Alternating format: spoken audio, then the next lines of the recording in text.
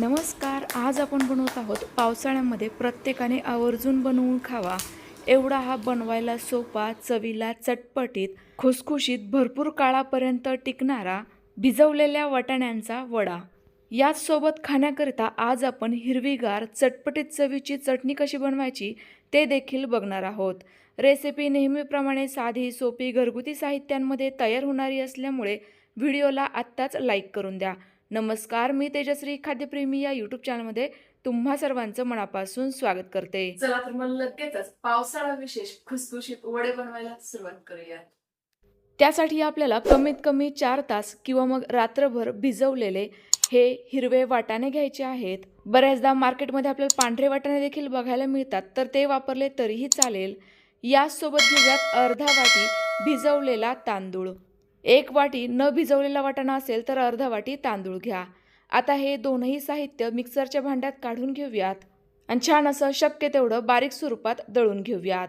तर हे दोनही साहित्य आपल्याला भिजवूनच घ्यायचे आहेत आणि यातील एक्स्ट्राचं संपूर्ण पाणी काढून टाकायचे आणि मगच हे वापरायचं आहे, कारण या वड्यांच्या मिश्रणामध्ये आपल्याला अजिबात पाण्याचा वापर करायचा नाहीये. आता भांड्याचं झाकण लावूयात आणि लगेचच हे मिक्सरला फिरवून घेऊयात.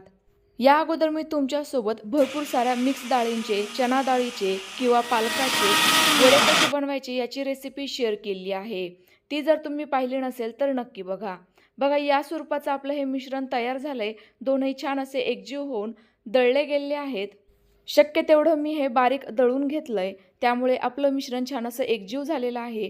आता यामध्ये आपण एक वाटण घालणार आहोत. त्याकरिता 5 ते 6 लाल सुक्या मिरच्या, 10 ते 12 लसूण पाकळ्या आणि 1 चमचा धने मिक्सरला कोरडेच फिरवून घेऊ. या स्वरूपाचं आपलं वाटण तयार होतं, ते लगेचच या मिश्रणामध्येच घालायचंय. आता यामध्येच आपल्याला कढीपत्ता बारीक चिरून घालायचा आहे. त्यासाठी ही कढीपत्त्याची पानं अशी ओरबडून घ्यायची, नंतर चिमटीत पकडायची आणि छान अशी सुरीच्या सहाय्याने कट करून घ्यायची. किती सहजतेने बारीक बारीक ही चिरली गेली आहे. कढीपत्त्याच्या सेवनामुळे ॲसिडिटी होत नाही, केस गळती किंवा भरपूर सारे आपल्या शरीराकरिता फायदे होतात. त्यामुळे कढीपत्ता घालताना असा बारीक चिरून घाला, याचा स्वाद देखील छानच येईल. यासोबत थोडीशी कोथिंबीर देखील बारीक चिरून घेतली. दोनही साहित्य या मिश्रणामध्ये घालूयात. सोबतच चवीनुसार मीठ आणि आवडत असल्यास एखादा चमचा लिंबाचा रस घालून आता हे संपूर्ण साहित्य छान असं मिक्स करून घेऊयात, एकजीव करून घेऊयात. तर या वड्यांच्या चटपटपणाकरिता मी या ठिकाणी लाल मिरची वापरली आहे. तुम्ही याऐवजी लाल तिखट किंवा हिरवी मिरची देखील वापरू शकता, कारण कोणतंही साहित्य वापरलं तरी देखील टेस्ट सेमच राहणार आहे. फक्त वडे दिसायला जास्त छान दिसावे म्हणून मी लाल मिरची वापरली. आता लगेचच वडे थापून घेऊयात. तर हे थापणं फार सोपं आहे. छोटासा लिंबा एवढा गोळा घ्यायचा, हातावर गोल करायचा, हातांना थोडंसं पाणी लावा जेणेकरून वडे हातांना चिकटणार नाही. तयार केलेला गोळा तळ हातावर ठेवायचा आणि दुसऱ्या हाताच्या बोटांनी हा पसरवायचा. आपले वडे अजून छान दिसण्याकरिता आणि त्यासोबत नटी फ्लेवर येण्याकरिता थोडेसे तीळ देखील लावते, जे लावणं पूर्णतः ऑप्शनल आहे. वडा थापून झाला की लगेचच तो हळूवार पद्धतीने दुसऱ्या हातावर उलथवून घ्यायचा आणि तेलामध्ये सोडायचा. तर यावेळेला तेलाचं टेम्परेचर हे मध्यम गरम असावं, गॅसची फ्लेम कमी असावी.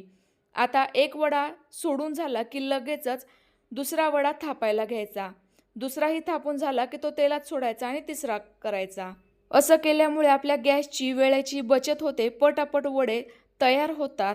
आणि त्याचसोबत पहिला वडा आपण तेलामध्ये सोडलेला असतो ना, तो सेट होईपर्यंत दुसरा वडा थापून होतो आणि यामुळे दुसरा सोडलेला वडा ना पहिल्या वड्याला चिकटत पण नाही. तर त्यामुळे तुम्ही ही टिप्स नक्की वापरून बघा.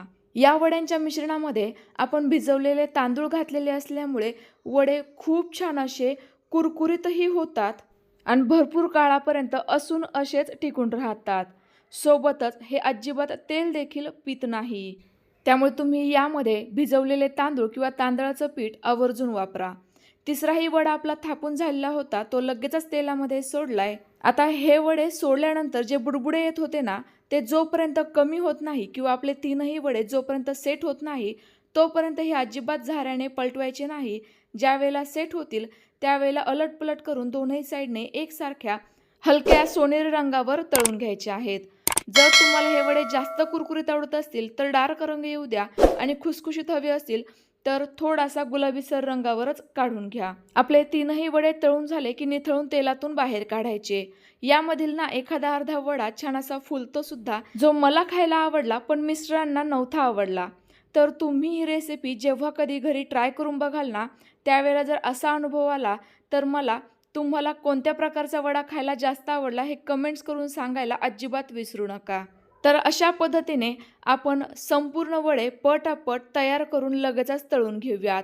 घेतलेल्या मिश्रणामध्ये 25 ते 30 वडे अगदी सहजतेने तयार होतात, जे एका फॅमिलीकरता पुरेसे आहेत.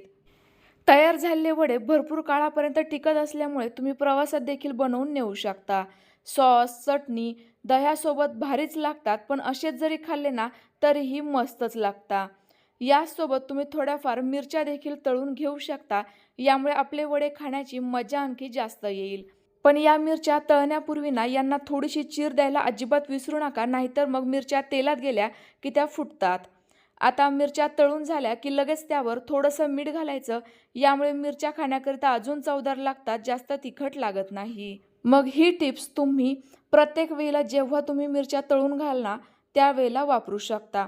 तर बघा, असे हलकेसे डाग पडेपर्यंत मिरच्या तळून घेतल्या की त्या खायला जास्त चवदार लागतात. आता लगेच आपण चटपटीत चवीची हिरवी चटणी कशी बनवायची ते बघूयात. त्याकरिता 1 वाटी पुदिन्याची पाने, अर्धा वाटी कोथिंबीर, 2 चमचे पिवळी बारीक शेव, 3 ते 4 हिरव्या मिरच्या आणि अर्ध्या लिंबाचा रस मिक्सरच्या भांड्यात घातलाय. सोबतच चवीनुसार मीठ आणि 2 चमचे साखरही घालूयात. यामुळे आंबटपणा तिखटपणा बॅलन्स होईल आणि आपल्या चटणीला टेस्ट मस्त चटपटीत येईल. थोडंसं गरजेनुसार पाणी देखील घालायचं आणि हे मिक्सरला फिरवून घ्यायचं. बघा किती मस्त एकसारख्या कन्सिस्टन्सीची हिरवीगार चटपटीत चवीची आपली चटणी देखील अगदी झटपट तयार झाली आहे.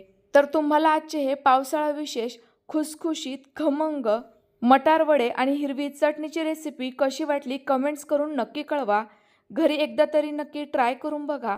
खात्री देऊन सांगते, गाड्यावर तयार केलेले सोडायुक्त भजे आणि वडे खाणं नक्कीच विसरून जाल. तयार झालेला वडा तुम्हाला दाखवते बघा. अजिबात तेलकट तर दिसतच नाही आहे, पण आवाजावरून लक्षात येत असेल हा किती मस्त असा खमंग आणि कुरकुरीत आहे. तोडूनही दाखवते बघा, हातून हलकासा मऊसूत आहे.